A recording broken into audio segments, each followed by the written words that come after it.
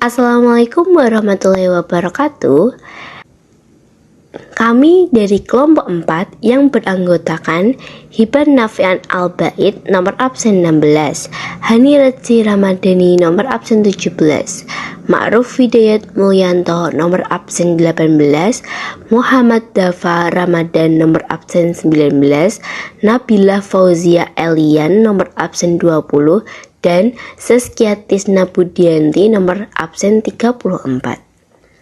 Jadi, di sini kami akan menjelaskan tentang perkembangan ilmu sosiologi, mulai dari pengertian sosiologi, sejarah sosiologi, dan perkembangan ilmu sosiologi dari abad ke abad.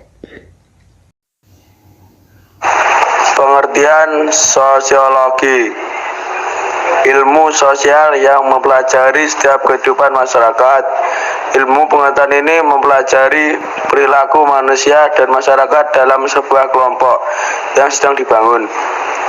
Contoh kelompok tersebut adalah keluarga, suku bangsa, negara, sampai organisasi politik. Menurut salah satu para ahli yaitu Karl Marx dalam The Communist Manifesto mempercayai bahwa sosiologi bisa melawan penindasan dan melahirkan masyarakat tanpa kelas. Dia yakin bahwa sebenarnya masyarakat harus dibebaskan dari sistem kapitalis. Sejarah sosiologi, meski disebut sebagai ilmu yang mempelajari masyarakat, kemunculan sosiologi masih tergolong baru. Bahkan, jika dibandingkan dengan ilmu pengetahuan mengenai masyarakat itu sendiri. Oleh karena itu, sosiologi juga dikatakan muncul sebagai hasil dari perkembangan ilmu pengetahuan manusia. Pada perkembangan ilmu ini, para penggagasnya menghabiskan waktu puluhan tahun untuk mencari orientasi yang sesuai dengan bidang ini. Menariknya, di awal mula kemunculan sosiologi banyak terjadi peristiwa bersejarah dalam peradaban manusia. Dua di antaranya bahkan mempunyai pengaruh terhadap perkembangan sosiologi. Pertama adalah revolusi politik yang terjadi di Prancis pada abad ke-18 sampai 19. Peristiwa ini membuat fokus sosiologi bergeser kepada pembuatan ketertiban dan perubahan sosial. Yang kedua adalah revolusi industri yang menjadi titik kemunculan kapitalisme dan sosialisme.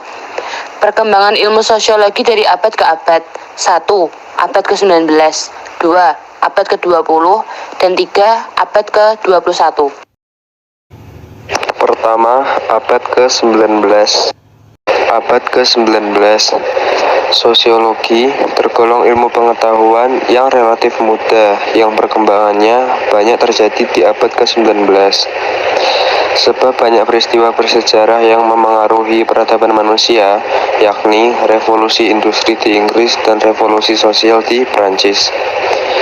Revolusi industri di Inggris telah mengakibatkan perkembangan ekonomi menjadi tidak merata.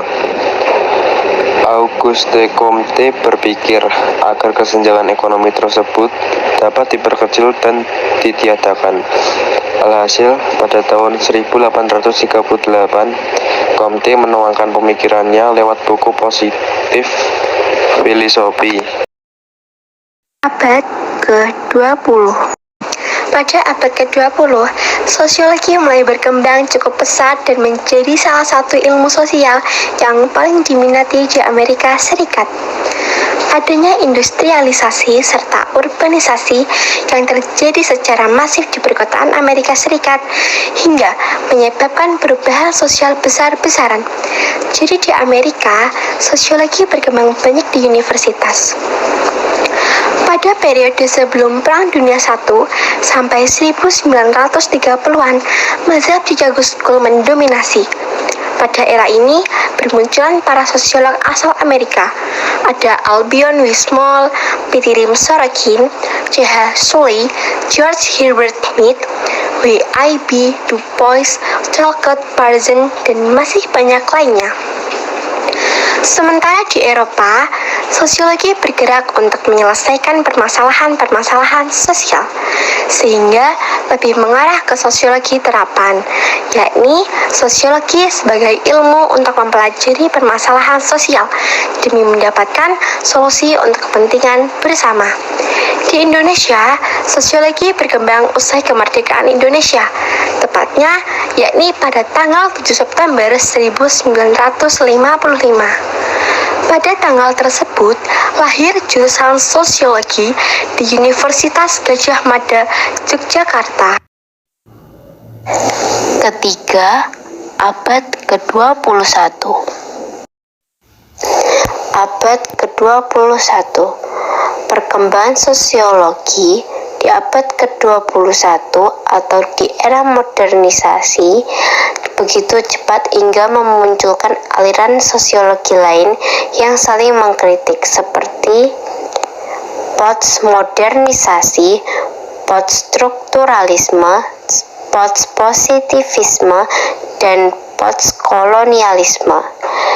George Ritzer telah mencanangkan bahwa sosiologi sebagai ilmu pengetahuan yang berparadigma tidak tunggal, yakni sebagai ilmu pengetahuan yang cakupannya luas.